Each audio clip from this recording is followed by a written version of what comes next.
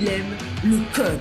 Il faut que la communication soit codée, mais de façon claire et transparente. La rigidité, c'est pas pour nous. Mon nom est Francis Parent-Valquette et vous écoutez le Sandro Show. Mais le plus important, c'est qu'il est bélier.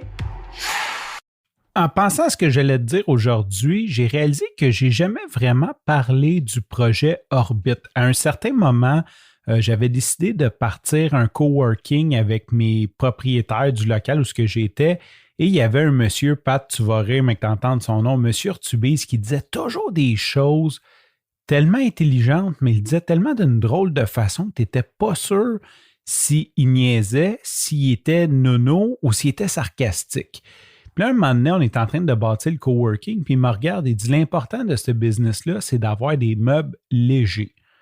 Puis là, je le regarde et je dis tabarnouche, il a donc bien raison, c'est tellement ça parce que tu as toujours à reconfigurer les bureaux. Donc, tu ne veux pas avoir des gros bureaux en bois que tu as besoin d'être 3 personnes. Et ce qu'on avait trouvé à l'époque de mieux, c'est des espèces de tables IKEA. C'est vraiment pas cher. C'est comme 40-50$ la table avec des pattes qui se vissent. C'est super modulaire. Tu peux mettre des classeurs. Tu sais, c'est genre une espèce de table IKEA que tu peux faire ce que tu veux avec.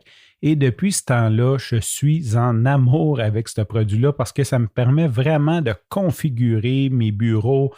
Si j'ai besoin de tasser mes bureaux, ça se déplace facilement, c'est léger, je peux dévisser les pattes, je peux mettre des meubles en dessous, des classeurs. J'ai pas peur de visser, comme ça vaut à peu près rien, mais ça ne me dérange pas de visser pour passer mes fils. Tu sais, c'est comme le produit parfait pour moi. Ceci dit, il y a un petit défaut, ces meubles-là. Ce qui arrive, c'est que c'est comme pas super solide, ça a les faiblesses de ses qualités. Comme c'est léger, ben en même temps, ça ne s'accote pas super bien sur le plancher, ce qui fait que quand, supposons, tu prends ta souris puis tu bouges, ben il y a une petite vibration qui va dans le bureau, ou si tu t'accroches dedans, ben c'est sûr qu'il y a une vibration. Bon, c'est loin d'être la fin du monde. Par contre, comme tu le sais sûrement, je fais de plus en plus de vidéos pour mes formations, pour le podcast, sur LinkedIn, des appels conférences sur Zoom, mon live à tous les jours, ça diffuse aujourd'hui toute l'actualité du podcast. Donc, j'utilise beaucoup ma caméra. Et ce qui arrivait, c'est que ma caméra était sur mon écran d'ordinateur qui, elle, est vissée sur mon bureau. Et à chaque fois que je bougeais, je donnais un coup, ben, la caméra se mettait à shaker en bon français. Et c'était un peu désagréable. Je me souviens, comme la première fois que j'ai montré mon live à ma blonde, on a dit pourquoi que la caméra shake comme ça.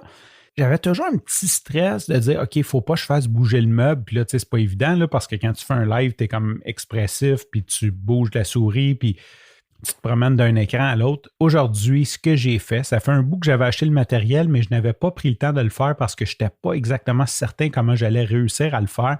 J'ai pris un paquet de vidéos DIY, des pièces sur Amazon et j'ai vissé mes caméras. Oui, je dis bien mes caméras parce que j'ai d'autres caméras que j'utilise pour les tournages des podcasts que je vais bientôt utiliser comme webcam. Une autre histoire, je te raconterai ça dans un autre épisode. Et je les ai vissés au plafond avec un pôle, je ne sais pas comment le dire, là, mais une espèce de pôle à lumière ajustable. Et j'ai mis des bras de braquettes, des bras pour des stands d'écran et de laptop génériques. Et j'ai changé les embouts, j'ai vissé des vis de trépied avec des têtes de trépied pour pouvoir mettre mes caméras et ajuster le tout. Tout ça pour dire, je suis fier de moi. Ça fait un bout que je voulais faire ça parce que ça me gossait vraiment la caméra qui shakeait. Et là, tout semble ajusté correct. Bon, j'ai quelques petits ajustements sur la caméra à faire pour le cadrage a changé, bien sûr, depuis. Donc, j'ai quelques petits ajustements à faire, mais je suis très content et c'est ce que je voulais partager avec toi aujourd'hui. Sur ce, je te remercie pour ton écoute. Je te dis à demain et bye bye.